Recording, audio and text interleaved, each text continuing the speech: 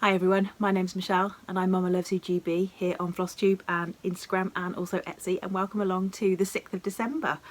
What I just wanted to say was yesterday I realised that I had said Friday on the video that I actually released on Saturday. So Saturday the 5th of December I actually filmed on Friday the 4th of December. So you hadn't been in some kind of stitchy time warp when you're sat watching my video on the 5th of December, me saying it was a Friday, because basically what I have to do is film my videos the day before when I come in from school, because we have such poor rural broadband, so our upload speed is about 7 meg, that if I try and upload my videos any time other than overnight, nothing else works. Nobody else can use the internet at all. The TV doesn't work, it's really blurry, nobody else can use any other devices. So what I've been doing is filming the day before and then uploading ready for the following day. So when I said Friday, I suddenly thought, oh, they're not going to be watching this till Saturday. So I hope that didn't overly confuse anyone. So it is the 6th of December. This is going to be coming out on the 6th of December. So we've got the Advent, the freebie chart, and also some previous finishes. And I have got actually to show you a new start and a finish. So yesterday the freebie was this little Pineberry Lane, and I said, oh, that won't take very long to stitch, and actually it doesn't take very long to stitch. It took me probably about 3 hours, I would say, to stitch, maybe a bit less than that. So I did end up putting him on the other piece of 32 count walnut dyed linen that I've got. In fact, I think it's an even weave, just a cotton even weave, that I've got my cardinal on. So little Santa, is on the back there. So it calls for a 30 count linen with one strand. So I did a 32 count linen, and I liked the one strand until it came to the red, and I didn't like one strand for the red. So everything in all the other colours is one strand, including, actually I should say, just the little red berries that are on the garland above him. But his actual red outfit and his red hat are in 2 strands, just because I wanted them to stand out a little bit more. The red, which is actually cherry cobbler, looked just a little bit pinky with one strand, and I wanted him to look nice and red. But I really like the prim look of the one strand over 2 threads on 32 count for the sort of frame. Speaking of frames, I think I've actually got a frame for him, so if all goes well, tomorrow I'll show you him framed up. Although he's so nice, he could actually become a hanging ornament or something like that as well. Just a cute little dinky one. So that's my start and finish. The other thing that I've got to show you today, this weekend, is the start of Anne Morrison, which is the collaboration for the 20th anniversary of Traditional Stitches, which is in Canada. And this chart is obviously from Hands Across the Sea samplers.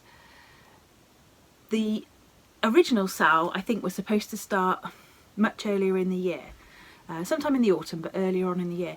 But there was such a demand for this chart that I think they ended up doing about 3 different reprints, and I know some people are still waiting on theirs, particularly if they've ordered floss and linen and things as well, because the shop's just been so busy. They've been doing such a brilliant job, but they've been so busy. Because I just ordered the chart, my chart actually came straight from Hands Across the Sea. It didn't go from them to Canada to back to me, it just came straight from Hands Across the Sea. So it's charted in the 103, Soie d'Argent and the DMC, but I have decided to do my own colour conversion, still sticking to the colourways that are shown here, but doing primarily Victorian motto threads. I've got a few DMCs in there, and I've got 1 Weeks Dye Works at the moment, and I'm going to have to add in, the only colours I haven't got in there are the dark red, which goes round the border and in a few other places, which is DMC 815. So I haven't put that one in, and I haven't put in, which is the other one? Oh, there's a couple of pinks, sort of a very light pink and then the next pink up, that sort of go alongside these two. So that would be the darkest of the pinks, that would be the next one, and then there would be a lighter one and an even lighter one. So I need to find something for those. But I thought I'd just have a bit of fun with it, pick similar to the called for colours and then go with it. I am doing it on this, which is a cream, which is called, excuse me,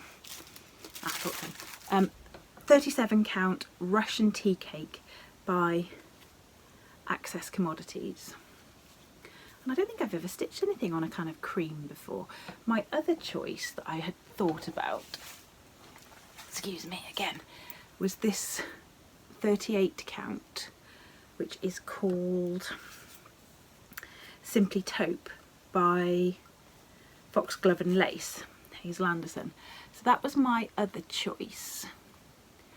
But I think I'm liking it more on the cream. So I'm hoping to start that very soon, either today or tomorrow sometime. There has been a schedule announced of, I think it's only a proposed schedule, a way of splitting it up into 12 months if you want to. But I'm pretty sure if you want to just stitch it, you just stitch it. Because I am a border stitcher. So I will do, well, I would normally do the border. I probably won't on this one because I'm just as likely to make a counting error trying to go straight down the side, which is what doing the border normally helps me to avoid. So I'll certainly do the bands first and then work down to this bit. I will be starting top left with this one. So I'm excited about that. So let's do freebie while we're on the subject of samplers. So my freebie today I'd already picked out, and then I saw on Facebook this morning that John James Needles had also shared this as a freebie. It's been a freebie for a while, so I'm not sure what prompted them to share it as a freebie, but they did. They shared it as a freebie, and it's from 1897 Schoolhouse Samplers, and I will put a picture up here of what it looks like. So this is the original that this is taken from, and then this is the freebie chart. So I'm holding it back a little bit because I obviously want you to go and grab it from them, but you've got rows of alphabets, upper and lowercase and numbers, and then at the bottom you've got this cute little fruit bowl with a couple of birds and some kind of flowery other little motifs. So this is Louisa Acton, age 11. So it's got a little bit of over 1 at the bottom, just on the name. But otherwise, if you wanted to do this on Ada, I'm pretty sure you could. Either change the bottom somehow or take that one off if you wanted to just take the alphabets and the motifs. But definitely excellent for linen and for even weave. And I really like those colours. They're quite nice sort of spring colours, pinks and greens and things like that. So I'll put the link down below. Go and check that one out. It's not very big. It's about, just looking at it, 70, 80 by about 125, something like that. So not massive at all. So if you've never done a sampler before, this could be one to start with, or just to add to your collection. So, previous finishes. Now, a lot of people had commented, just wipe the dust off that one. A lot of people had commented about my idea of switching your initials around if your initials, like mine, don't run alphabetically. When you're stitching a sampler, a lot of people maybe put their own initials in a different colour, just as a way of personalising the chart. And I said, well, mine don't run alphabetically, so what I've done in the past is on a couple of things I've actually jiggled it about a bit and switched the order of the letters. So my initials are MB, and so on this one, which I've shown before, and I'll try not to get so much glare on it, here's my M where the B should be, and there's my B where the M should be, and they are actually in a very slightly different colour as well. So I'd put them, the actual alphabet itself is in a dark brown, and I've put the M and the B in the sort of the dark red here. So this is a sub rosa design, which I'm going to have to pop, well, I'll put the link below anyway. It's somebody Hamilton, Rosa Hamilton I think it is, from the Sub Rosa. But I changed the name on this one to Barbara Candlish, which is my my maternal grandmother. So again, thank you to all those people who have commented and said that they either know Kilmores or Kilmarnock. She was from Kilmores, and that's where they live, or that's where they grew up. So I think my subscriber rate in Kilmores has doubled to nearly 1. Well, 2 maybe. So that's their Barbara Candlish. And I'd really like to do actually a similar one, because my mother's name is also Barbara. In fact, her middle name is Candlish. So this is Barbara Candlish and her birthday, which was 1910. So I'd like to do another one, which is would then be Barbara Mitchell, which is 1950. She'll kill me. So that was a previous finish, and then I have these to show you. Now these were my very first go at doing strawberries, and there they are, and I have got a third one here.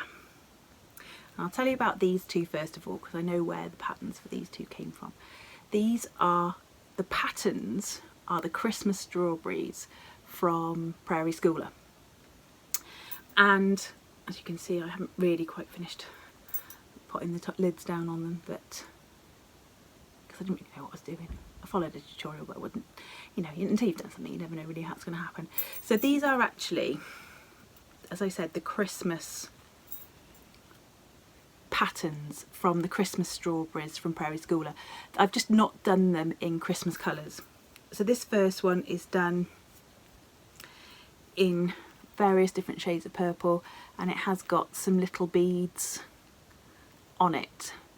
Now you might be able to hear a little tinkling. I tried to see whether I could put a bell in the centre, and it didn't really work out that well. But that's that one. Now since I did these, I've watched Ivana Pfeiffer's tutorial for making strawberries, so I think if I were to make them again, I would be able to do them a little bit better than these ones, but I'm happy with them for a first go. And then that's the other one. I would say that they're on a 32 count linen. Now I know that the thread on this one is a dinky dye, because it's one that I had just a single skein of, and it's a dinky dye that goes from sort of a very pale teal through purple, through pink, through blue, and then I just put some like a wool felt on the top there. And then this one is excuse me, was a little freebie chart that I got from somewhere, and I don't know where, I can't find it again. It's just a very simple little strawberry. There we go. Sorry about that. And lastly, my thread advent calendar. So lights are on, somebody's home. Better than lights are on, nobody's home, which is how I normally am. So there's my thread collection so far, and we're on to day 6. So where's day 6? There it is at the bottom. And I will show you first again. Ooh, a pinky, red pear. So Weeks Dye Works red pear. Have I got something? Wait. Strawberries have just gone rolling off the bed. So Weeks Dye Works red pear, which is a beautiful pink, beautiful mid pink.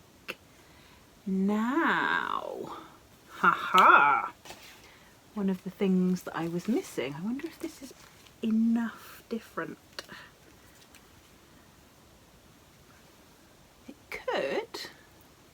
It could end up going into Anne Morrison, actually, because